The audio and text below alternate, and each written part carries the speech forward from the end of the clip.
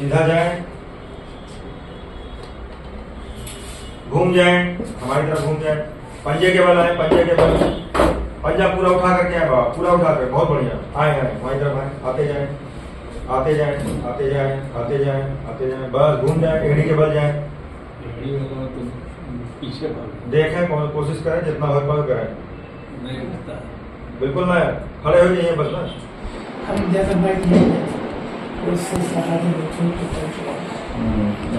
ऐसे ज़्यादा बैठे तो दर्द करेगा, और सहारे बैठे तो दो बाबा हमने आपको वीडियो में दिखाए, दोनों 70 प्लस हैं, एक 78 के हैं, एक 72 के हैं। दोनों लोगों की शिकायत है, कोई 1.5 साल से बैठने में समस्या हो रही है। जब बैठते हैं लंबा बैठ नहीं पाते हैं, बैठते हैं तो दर्द होता है, टिक लगा के बैठना होता है, थोड़ी देर बैठने के बाद टिक लगाना पड़ जाता है। और अगर चल रहे हैं तो चलते समय शरीर सीधा नहीं रहता है, लोग कहते हैं कि आप टेढ़े होकर के चल रहे हैं।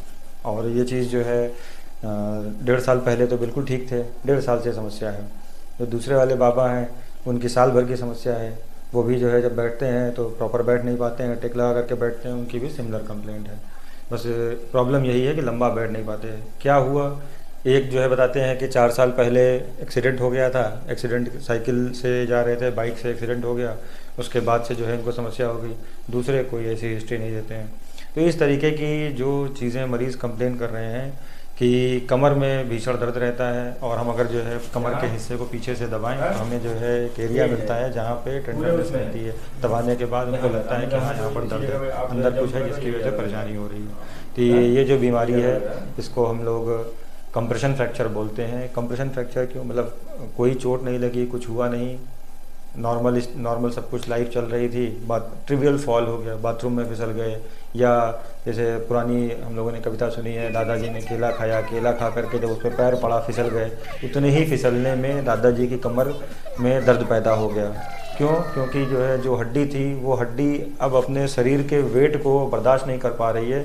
उस बॉडी के वेट से ही जो कंप्रेशन हो रहा है, जो उसमें दबाव हो रहा है, उससे उसको रिसाइलेंस होना चाहिए, उससे उसको मजबूती दिखानी चाहिए, उतने प्रेशर से उसको दबना नहीं चाहिए, पिचकना नहीं चाहिए, उतने पे ही वो पिचक जा रही है, फ्रैक्चर हो जा रहा है। तो इसीलिए इसको कंप्रेशन फ्रैक्चर कहते हैं। वर्टिब्रा में हो रहा है, ये वर्टिब्रा में हो रहा है, इसलिए उसको वर्टिब्रल कंप्रेशन फ्रैक्चर कहते हैं। और ऑब्वियस नहीं है, इसलिए OVCF, overt vertebral compression fracture, ये पूरी इसकी डायग्नोसिस है। तो इसका इंसिडेंस क्या है, 50 साल से ज़्यादा उम्र होती है तो 15 से 20% लोगों में आपको एक न एक हड्डी पिचकी हुई मिल ही जाएगी। इंसिडेंस ग्लोबली बहुत ज़्यादा है, पूरी दुनिया में काफ़ी इंसिडेंस है। और इंडिया में अगर आप देखेंगे तो हर साल कम से कम 1.5 करोड़ लोग ऐसे हैं जो कि जिनकी हड्डियां जो है ज़रूर किसी न किसी कारणवश पिचकती हैं, यही ट्रिवियल फॉल की वजह से एक उम्र के बाद। तो इसीलिए इसको फ्रेजिलिटी फ्रैक्चर भी कहते हैं ये, और ये स्पाइन का सबसे कॉमन फ्रेजिलिटी फ्रैक्चर है। और ये क्यों हो रहा है, इसलिए हो रहा है क्योंकि हड्डी कमज़ोर है। हड्डी क्यों कमज़ोर है, हड्डी कमज़ोर उम्र के साथ हो जाती है, इसको ऑस्टियोपोरोसिस बोलते हैं।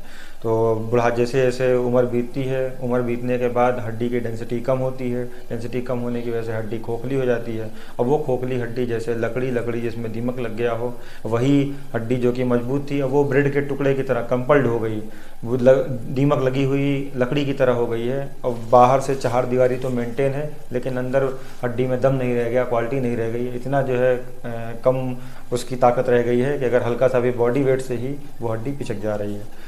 तो इसमें कॉर्टिसेस जो हड्डी है, हड्डी में 2 पोर्शन होते हैं, एक बाहर का कठोर हिस्सा होता है, एक अंदर जो है मुलायम हिस्सा होता है, जालीदार होता है। तो बाहर का कठोर हिस्सा उसको कॉर्टेक्स बोलते हैं। ये कॉर्टेक्स जो है मोटा रहता है काफ़ी, इन लोगों में पतला होता चला जाता है। तो मतलब जो दीवार थी वो भी मोटी नहीं रही, और अंदर जो ट्रेबिकुली थे, जाल था, जिसको कैंसिलस एरिया कहते हैं, जहाँ पे खून बनता है, वो जो कैंसिलस एरिया है वो एरिया भी जो है क्या हो जाता है, बड़ा हो जाता है। लेकिन जो ट्रेबिकुली होते हैं वो मेंटेन रहते हैं। यही है कि पूरी तरीके से टूटा भी नहीं है और वजन भी नहीं बर्दाश्त कर पा रहा। फिर बात करते हैं WHO की, कि WHO ने कैसे इसकी ऑस्टियोपोरोसिस को डिफाइन किया है। WHO बोलता है कि अगर बोन मास डेंसिटी -2.5 से कम है तो उसे हम ऑस्टियोपोरोसिस की संज्ञा देंगे। और ऑस्टियोपोरोसिस में क्या होता है, अगर यही जब जो है हड्डी पिचकेगी, वजन नहीं ले पाएगी, तो हड्डी वेज हो जैसी हो जाती है। चौकोर हड्डियाँ चौकोर होनी चाहिए, चौकोर नहीं रहती हैं। जैसे ये हमें चौकोर चौकोर हड्डियाँ देख रहे हैं, ये चौकोर नहीं रहती हैं, ये जो है दबाव की वजह से पिचकने लगती हैं। तो इनका जो कंटूर होगा, इनका कंटूर चेंज हो जाता है, अलाइनमेंट नहीं रहता है। अब ये जो ऐसे दिख रही है, ये ऐसे ना होकर के ऐसे करके ऐसे हो जाएगी, इसका शेप बिगड़ जाएगा। और ये किसी भी एरिया, जैसे हड्डी को हम लोग डेनिस क्लासिफिकेशन के हिसाब से 3 भागों में बांटते हैं, इंटीरियर, मिडिल और पोस्टीरियर। तो किसी भी हिस्से में जो है शरीर के दबाव का आपको असर दिखाई देगा, तो हड्डी पिचक जाएगी। और वो जो कंप्रेशन है, ये वेज कंप्रेशन मतलब वेज जैसी हो जाएगी, ऐसे जैसे लगेगा कि नुकीली सी हड्डी लगी हुई है, चौकोर कंटूर नहीं रह जाएगा। और जब इस तरीके से होगा तो 15 से 20 डिग्री एंगल जो है चेंज होने लगता है हर हड्डी के वेज होने की वजह से। और जब जो है काफ़ी हड्डियां वेज हो जाएंगी, तो जो हमारा ये जो पोस्चर होता है, ये पोस्चर नहीं रह जाएगा। जैसे अगर जो है ये एरिया है, इसको हम लोग काइफोसिस कहते हैं, इतनी काइफोसिस है, नीचे इतनी लॉर्डोसिस है। अगर इस साइड होगा तो ये और बढ़ जाएगा, तो काइफोसिस बहुत प्रोमिनेंट हो जाएगी, ऐसे झुक के चलेगा। और अगर नीचे के साइड होगा तो नीचे की लॉर्डोसिस या तो रिवर्स हो सकती है, बहुत ज़्यादा बढ़ सकती है, डिपेंड करता है कैसे हुआ है।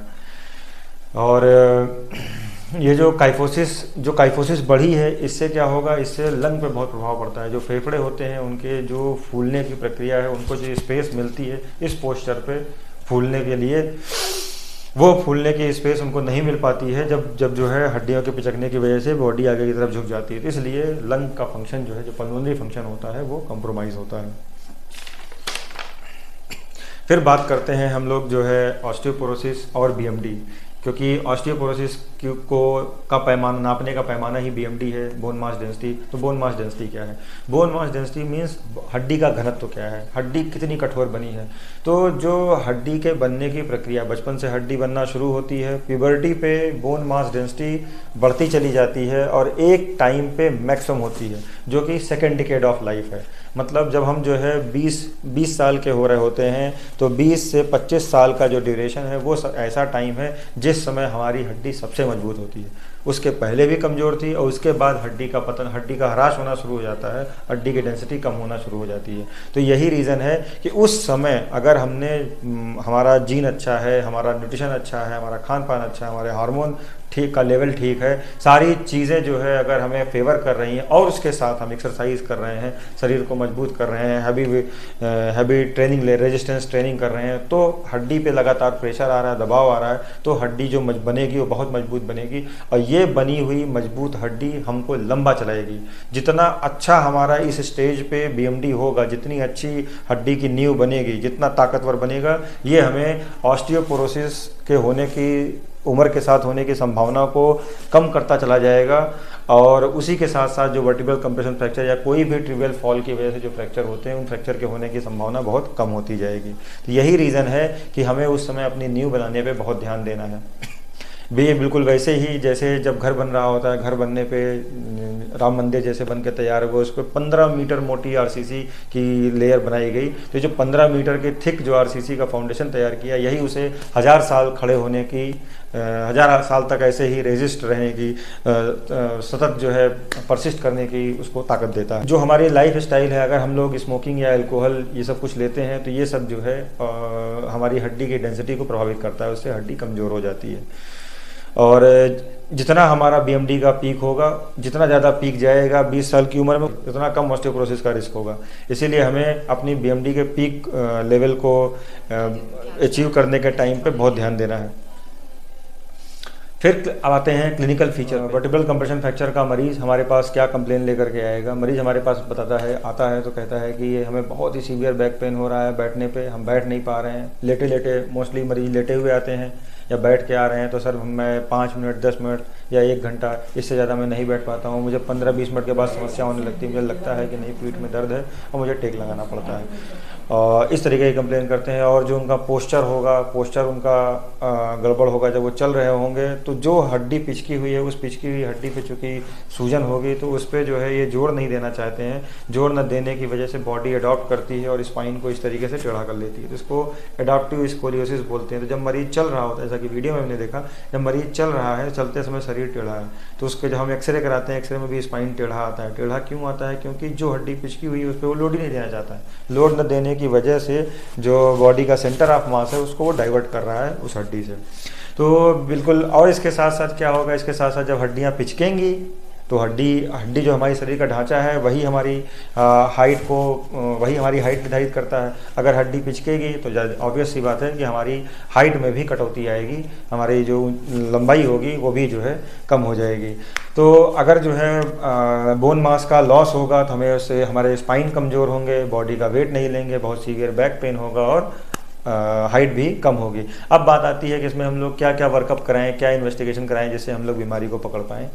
तो इसमें हम एक्सरे कराते हैं। एक्सरे जब हम कराएंगे तो हमें मालूम है, हमने ये देखा कि हमें लगा कि हाँ इस जगह का जो है उसको कंप्रेशन फ्रैक्चर है, इस जगह हाइट लॉस है, वर्टिब्रा कोलैप्स है ऑस्टियोपोरोसिस की वजह से। तो इसका अगर ये दिख रहा है तो हमें पूरे स्पाइन की स्क्रीनिंग करानी है, क्योंकि ऊपर से लेकर के नीचे तक और कोई भी वर्टिब्रा ऑस्टियोपोरोसिस का शिकार है और वह कंप्रेशन फ्रैक्चर में जा सकती है। इसके अलावा हम एमआरआई कराएंगे जिस पार्टिकुलर एरिया ऑफ इंटरेस्ट का, और उसके साथ साथ पूरे स्पाइन की स्क्रीनिंग, जिसमें हम क्या देख पाएंगे, हमें अगर उस हड्डी में उसकी हिस्ट्री सीक्वेंस होती है, हिस्ट्री सीक्वेंस में फाइट को सप्रेस कर देते हैं, तो उसमें अगर हड्डी में सूजन होगी, उसमें पानी होगा तो वो सफ़ेद आएगा एमआरआई में, तो एमआरआई उसको वाइट कलर से पिक करेगा, इसका मतलब हड्डी में सूजन बरकरार है, वही दर्द का कारण है। इसके अलावा अगर 1, 2, 3 या उस कई 2, 3 या कई से कई ज़्यादा कई सारी वर्टिब्रा अगर जो है पिचकी हुई हैं, कोलैप्स हैं, तो ये तो संकट की समस्या है। ये दिमाग की घंटी बजाता है कि ऐसा तो नहीं कि इसको ट्यूमर हो, उसको मेटास्टेसिस हो, या कोई ऐसी जो है हड्डी की ही बीमारी हो जैसे मल्टीपल माइलोमा है, जो कि उसी एज की कॉमन बीमारी है। तो ऑस्टियोपोरोसिस के अलावा हमको डिफरेंशियल डायग्नोसिस भी अपनी बना करके रखनी है, और इसीलिए एमआरआई से ये सारी चीज़ें रूल आउट होती हैं। इसके अलावा एनसीसीटी, जिसकी बहुत वैल्यू नहीं है, उसमें हम जब प्रोसीजर करना होता है, हमें काइपोप्लास्टी करनी होती है, तो पेडिकल जो है कैसे हैं, पेडिकल का ओरिएंटेशन क्या है, ये सब देखने के लिए हम लोग जो है एनसीसीटी भी करा सकते हैं। इसके अलावा बहुत इंपॉर्टेंट वर्कअप है हमारा बीएमडी डेक्सा स्कैन, जिसमें हम लोग हड्डी कितनी कमज़ोर है, कितनी जो है पिघली हुई है, कितना उसमें दीमक लगा हुआ है, ऑस्टियोपोरोसिस का कितना शिकार है, इसको हम लोग पता करते हैं बीएमडी डेक्सा स्कैन से। बीएमडी डेक्सा स्कैन जिसकी हमने WHO की वैल्यू बताइएगा -2.5 से कम है, तो इट मीन्स कि जो है सीवियर ऑस्टियोपोरोसिस है। और अगर 1 है, ये जो बता रहा है ये स्टैंडर्ड उस एज के हिसाब से जो बोन मास डेंसिटी होती है वो उसी को कंपेयर करता है कि स्टैंडर्ड के कंपैरिजन में आपकी कितनी है उसके हिसाब से। फिर बात करते हैं कि हम लोग लैब इन्वेस्टिगेशन क्या कराएंगे, तो हम लोग CBC करा लेंगे, KFT, serum electrolyte, serum parathyroid hormone, serum vitamin D, और इसके अलावा यूरिन टेस्ट करा लेंगे, क्योंकि यूरिन टेस्ट में हमें अगर माइलोमा प्रोटीन मिलती हैं तो पैथोग्नोमोनिक हैं कि शायद patient suffering from multiple myeloma. और इसके अलावा बोन मैरो बायोप्सी। फिर एक क्राइटेरिया क्रैब क्राइटेरिया है जो कि माइलोमा स्पेसिफिक है, जिसमें सीरम कैल्शियम बढ़ा हुआ होगा, KFT डिरेंज्ड होगा, एनीमिक होगा पेशेंट, और साइन ऑफ बोन डैमेज जो कि कंप्रेशन फ्रैक्चर के हिसाब से मिलेंगे, और इसमें कोई ट्रॉमा की हिस्ट्री नहीं होगी, ट्रिवियल फॉल की हिस्ट्री नहीं होगी। फिर बात आती है ट्रीटमेंट की, तो ट्रीटमेंट में हम लोग एज यूजुअल दवाएँ देंगे, दवाओं में NSAIDs दे सकते हैं, muscle relaxant, calcium vitamin D3 का कॉम्बिनेशन। उसके अलावा अगर पेशेंट एक्यूट पेन 5 दिन के अंदर की हिस्ट्री लेकर के आ रहा है तो उसमें हम कैल्सिटोनिन नजल स्प्रे ऐड कर सकते हैं, जिससे उसको महीने 2 महीने 3 महीने देने के बाद उसको दर्द में राहत मिलेगी। इसके अलावा बिस्फॉस्फोनेट जो कि बहुत इंपॉर्टेंट मेडिकेशन है, जिससे हम हड्डी की डेंसिटी को फिर से मजबूत करते हैं।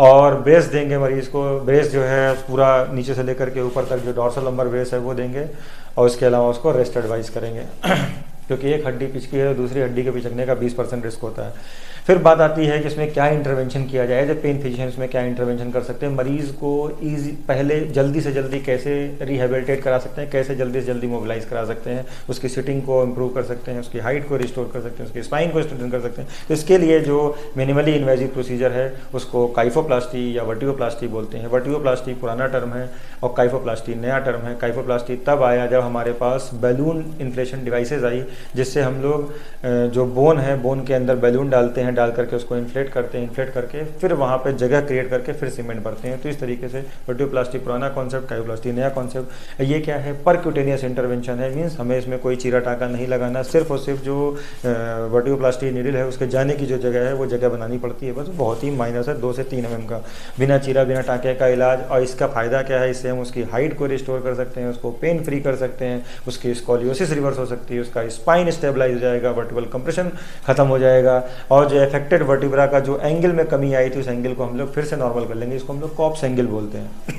प्रोसीजर में सिर्फ 30 से 45 मिनट का समय लगता है ए लेवल के हिसाब से, पर लेवल टाइम 45 मिनट 30 से 45 मिनट लगता है। मरीज़ पेट के बल लेटेगा, मरीज़ को सिर्फ और सिर्फ पीछे शून्य करना है, पीछे शून्य की दवा दे करके सारा काम कर सकते हैं, लोकल एनेस्थीसिया दे करके, और अगर ज़रूरत पड़ी तो थोड़ा बहुत सेडेशन दे सकते हैं। और प्रोसीजर जैसा मैं प्रोसीजर भी थोड़ा सा बता देता हूँ। जैसे जो कैनुला यूज़ करते हैं हम लोग 9 to 11 gauge vertebroplasty needle use करते हैं, और हॉलो होती हैं, उसमें ट्रोकार होता है, उसको पेडिकल के रास्ते से जो ये यहाँ पे दिख रहा है ये हिस्सा पेडिकल का है, ये जो पीला पीला है, ये जो एरिया दिख रहा है ये पेडिकल का हिस्सा है, ये पेडिकल का हिस्सा है। तो इस साइड से यहाँ से एंट्री करेंगे सियाम में देखते हुए, और पेडिकल के अंदर से होते हुए अंदर पहुँच जाएंगे इसके अंदर वर्टिब्रा के अंदर, और वर्टिब्रा के अंदर यहाँ अंदर पहुँचने के बाद फिर यहीं पर दोनों साइड से पेडिकल से बैलून को अप्रोच कर सकते हैं। वह फिर यहाँ पर पहुँच करके फिर बैलून को इन्फ्लेट करेंगे। इन्फ्लेट करने के बाद इन्फ्लेट करते हैं डाई से, ताकि जो है हमें दिखता है कि हाँ इतनी बड़ी कैविटी क्रिएट हो गई। फिर बैलून को डिफ्लेट करते हैं, उसको रिमूव कर लेते हैं। फिर बोन सीमेंट प्रिपेयर करते हैं, बोन सीमेंट इसमें इंजेक्ट करते हैं। बोन सीमेंट जब अंदर डाल देते हैं तो बॉडी टेम्परेचर पर वो हार्ड हो जाता है। हार्ड होने के बाद ये इसको स्टेबिलिटी प्रोवाइड कर देता है, और इसी समय हाथ के हाथ मरीज को पेन में राहत मिल जाती है। मरीज जब उससे पूछा जाएगा कि हाँ क्या आपको राहत मिल, कहेगा कि सर प्रोसीजर का दर्द है और मुझे अंदर जो पेन था अंदर वाले पेन में राहत मिल रही है। और इसके बाद मरीज को हम लोग 20 मिनट पेट के बल लेटा करके रखते हैं ताकि बोन सीमेंट पूरी तरीके से सेटल हो जाए। और इससे फ़ायदा क्या हुआ, इसने वर्टिब्रा को स्टेबलाइज कर दिया, स्ट्रेंथन कर दिया, उसको प्रॉपर शेप दे दिया। इस तरीके से सारा उसने जितनी कोमॉर्बिडिटी सारी कोमॉर्बिडिटी को इम्प्रूव कर दिया। अब ये जो हमने सीमेंट डाला है, ये सीमेंट जो है पतला, ये सीमेंट इसकी एक कंसिस्टेंसी होती है टूथपेस्ट जैसी। अगर ये इससे पतला है तो इसके लीकेज का खतरा होता है, लेकिन हम लोग सियाम में देख करके करते हैं तो इसमें ऐसी कोई प्रॉब्लम नहीं आती है। अब बात करते हैं कुछ 2-3 बातें बोन सीमेंट के बारे में। तो जो बोन सीमेंट है ये एक्चुअल में ये बेसिकली प्लेक्सी ग्लास है। प्लेक्सी ग्लास मीन्स ये जो कंपाउंड है इसको मिथाइल मेथाक्राइलेट कहते हैं। एक्राइलेट है जो आजकल जो ग्लास जो प्लास्टिक के ग्लास आते हैं वही जो प्लेक्सी ग्लास है उसकी शीट बनती है वही है। ये हाईली बायोकम्पैटिबल होता है। इसको जो है अगर बॉडी के अंदर डाले तो कोई रिएक्शन नहीं करता, इनर्ट है, हाईली बायोकम्पैटिबल है, इसीलिए इसको हम लोग यूज़ करते हैं। और सबसे बड़ा बेनिफिट क्या था कि ये ट्रांसपेरेंट है। और 1902 में ऑटो रॉन साहब थे, ऑटो रॉन साहब ने इस मटेरियल की जो है खोज की कि ये ग्लास जैसा सॉलिड मटेरियल है जो कि ये प्रॉपर्टी रखता है। लेकिन तब हम इसको यूज़ नहीं कर पाते थे। हमने इसको यूज़ करना शुरू किया कुल्जर साहब की वजह से। कुल्जर साहब जो कि 1936 में इन्होंने एक बहुत ही बढ़िया चीज़ इन्होंने ईजाद की। इसको ये जो मटेरियल था पॉलीमिथाइल मेथाक्राइलेट, इसको इन्होंने ऐसा किया कि ये पाउडर और लिक्विड फॉर्म में हुआ और दोनों को मिलाया हमने। मिलाने के बाद हमने इसको आटे जैसा बना लिया। हमने इसकी कंसिस्टेंसी, इसका जो कड़ापन था, इसको टूथपेस्ट जैसा कर लिया। टूथपेस्ट जैसा मतलब हम उसको धीरे धीरे करके डालेंगे तो हम जहाँ जाना चाहेंगे वहाँ वो चला जाएगा, उसके जरिया को भर सकते हैं, भर के ये अपने आप ही हार्ड हो जाएगा। तो डो लाइक, आटे जैसा, टूथपेस्ट लाइक कंसिस्टेंसी जो खोजने का श्रेय है कुल्जर साहब को जाता है, जिसकी वजह से हम लोग इसको आज यूज़ कर पा रहे हैं। और इसका इतनी बड़ी मार्केट है कि 5.8 बिलियन का हमारा एनुअल टर्नओवर है सिर्फ और सिर्फ बोन सीमेंट का। ग्लोबल टर्नओवर 5.8 बिलियन का है। और आप ये सोचिए कि इसमें, क्योंकि कोई भी हड्डी जो हमारे जॉइंट रिप्लेसमेंट, पूरी ऑर्थोपेडिक सर्जरी सिर्फ और सिर्फ बोन सीमेंट पर डिपेंड करती है। जब हमें हिप का रिप्लेसमेंट कराना है, नी का रिप्लेसमेंट कराना है, सब में हमें बोन सीमेंट चाहिए। बोन सीमेंट से ही उसको उस पर चिपकाया जाता है, चिपका करके हार्ड किया जाता है। ऐसे ही जो हमने जो स्पाइन का कंप्रेशन फ्रैक्चर बता रहे हैं, इसमें जो वर्टिब्रोप्लास्टी काइप्लास्टी करते हैं, इसमें भी जो है बोन सीमेंट का ही सारा रोल है। इसमें हम बोन सीमेंट भर के ही इस हड्डी को स्ट्रेंथन करते हैं। फिर अब बात करते हैं बोन सीमेंट में क्या क्या होता है। तो उसमें पॉलीमर पाउडर होता है और लिक्विड होता है। जो पाउडर है वो पॉलीमिथाइल मेथाक्राइलेट है, पॉलीमर है, और जो लिक्विड है वो मोनोमर है। ये जो पाउडर है, इस पाउडर को लिक्विड को जब मिक्स करेंगे तो दोनों आपस में मिल जाते हैं। मिल करके ये पहले मुलायम, पहले जो एकदम पतले होते हैं, गाढ़े पतले शहद की तरह, फिर धीरे धीरे करके टूथपेस्ट जैसे होने लगते हैं। तो ये जो प्रक्रिया है, ये प्रक्रिया क्या होती है, जो पाउडर था, पाउडर जो है ये ट्रांसपेरेंट है, इसको एक्सरे में देखेंगे तो नहीं दिखेगा। तो इसीलिए जो पॉलीमिथाइल मेथाक्राइलेट था, इसीलिए इसलिए इसमें हम लोगों ने बेरियम सल्फेट ऐड किया या जिरकोनियम ऑक्साइड ऐड किया। ये दोनों चीज़ हमने ऐड की, इसमें से कोई भी चीज़ 15 से 20% में ऐड कर देते हैं तो वो रेडियो ओपेक हो जाता है। और इसके साथ इसमें हम जो है बहुत इंपॉर्टेंट चीज़ बेंजोइल पेरोक्साइड डालते हैं। बेंजोइल पेरोक्साइड डालते हैं जो कि अगर भी जो ये दोनों पॉलीमर और मोनोमर ये आपस में जुड़ेंगे तभी जब जो है कोई फ्री इलेक्ट्रॉन हो, फ्री इलेक्ट्रॉन प्रोवाइड करता है बेंजोइल पेरोक्साइड। लेकिन बेंजोइल पेरोक्साइड एज सच जो है इनर्ट है, वो पाउडर में पड़ा हुआ है लेकिन कुछ नहीं करता है। अब इसको जगाना है, तो इसको जगाने की चीज़ जो है किसमें है, लिक्विड में है। तो लिक्विड में हम क्या डालते हैं, टोलिडीन। लिक्विड में मिथाइल मिथाइलकलेट का मोनोमर है, उसके साथ उसमें टोलिडीन डालते हैं। ये जो टोलिडीन है जब ये अंदर जाता है तो बीपीओ को तोड़ देता है, बीपीओ को जागृत कर देता है, वो अनपेयर्ड इलेक्ट्रॉन आ जाता है उसमें। और यही जो अनपेयर्ड इलेक्ट्रॉन बीपीओ का है ये मोनोमर को इलेक्ट्रॉन दे करके फिर फटाफट चेन रिएक्शन इनिशिएट करता है जिससे वो पॉलीमराइज हो जाते हैं। और इसके साथ साथ इसमें हमें पहले जब ये बोन सीमेंट बन के तैयार हुआ था और हम लोग जो है यूज़ कर रहे थे 1936-40s की बात है, सेकंड वर्ल्ड वार के आसपास, तो इन्फेक्शन का रेट बहुत था, बहुत ज़्यादा मरीजों को इन्फेक्शन होता था, इसलिए जो है यूज़ करना ही बंद कर दिया। फिर ये हुआ कि इसमें कोई एंटीबायोटिक ऐड किया जाए ताकि जो है जो हमारी प्रोस्थेसिस है जिसको बायो प्रोस्थेसिस बोलते हैं वो सर्वाइव करे और इन्फेक्शन ना हो उसमें, तो बायोफिल्म ना बने। तो इसलिए जो है उसमें एंटीबायोटिक जेंटामाइसिन ऐड की गई। इसके अलावा कलर के लिए क्लोरोफिल ऐड किया गया। तो इस तरीके से जो है धीरे धीरे करके प्रोग्रेस होकर के आज की डेट में जो हमारे पास है वो पॉलीमर मोनोमर कॉम्बिनेशन जिसको हम लोग इजीली जो है मिला करके सारा सब कुछ यूज़ करते हैं बिना किसी झिझक के।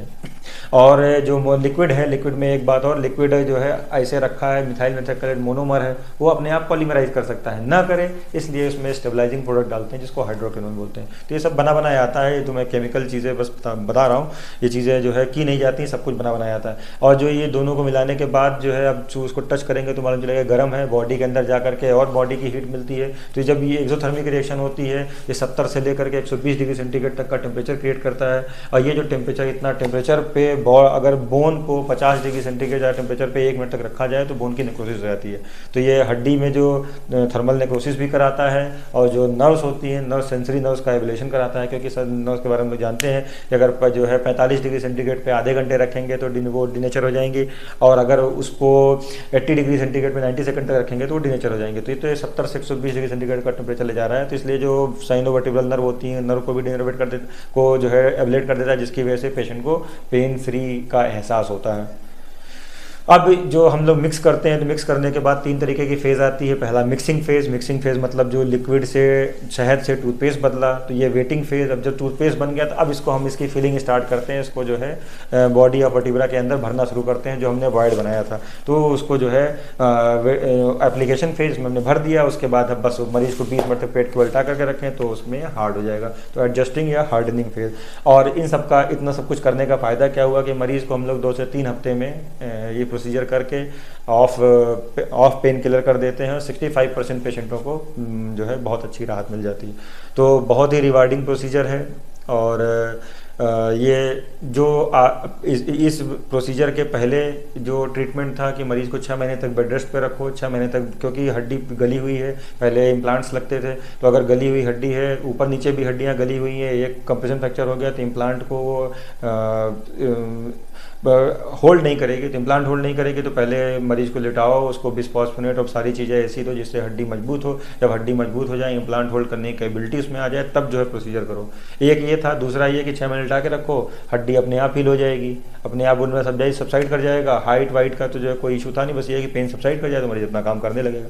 पहले ये थे, लेकिन जैसे जैसे चीज़ें बढ़ी हैं वैसे वैसे जो है सब जो है इम्प्रूवमेंट होता है। लेकिन एक बात और बताना चाहूँगा कि 2011 में जो अब AAOS जो American academy of orthopaedic society थी, वो स्ट्रांगली जो है वर्टियोप्लास्टी को उसके अगेंस्ट में थी, उसको रिकमेंड नहीं करती थी। उसके पीछे रीज़न ये था कि वर्टियोप्लास्टी जब हम कर रहे होते हैं तो उसमें हम बैलून का कॉन्सेप्ट नहीं था, तो उसमें हम लोग अंदर पहुंच तो गए, अंदर पहुंचने के बाद अब हम जो है प्रेशर से जो है सीमेंट डाल रहे हैं, प्रेशर से, हाई प्रेशर, अंदर प्रेशर, उसको हड्डी को फुलाने के लिए बहुत प्रेशर चाहिए, हमारे पास कुछ है नहीं, तो हम सीमेंट ही उसमें पुश कर रहे हैं। तो सीमेंट पर नीचे ज़्यादा पतला पुश करना पड़ता था और बहुत ज़्यादा प्रेशर से करना पड़ता था, तो इसीलिए सीमेंट के लीकेज का बहुत रिस्क था। तो इतना लीकेज होता था कि पोस्टीरियर कैनाल में चला गया तो पेशेंट को बहुत सारे कॉम्प्लिकेशन झेलने पड़ते थे। तो बेनिफिट बहुत कम था, लॉस ज़्यादा हो रहा था, इसलिए उसको रिकमेंड नहीं करती। लेकिन जैसे जैसे काइफोप्लास्टी है, जैसे जैसे बैलून डिवाइसेज आई जिससे हम इन्फ्लेट करके जगह बना लेते हैं, वैसे वैसे जो है ये थेरेपी बहुत ज़्यादा पॉपुलराइज होती गई। आज की डेट में ये है कि अगर मरीज़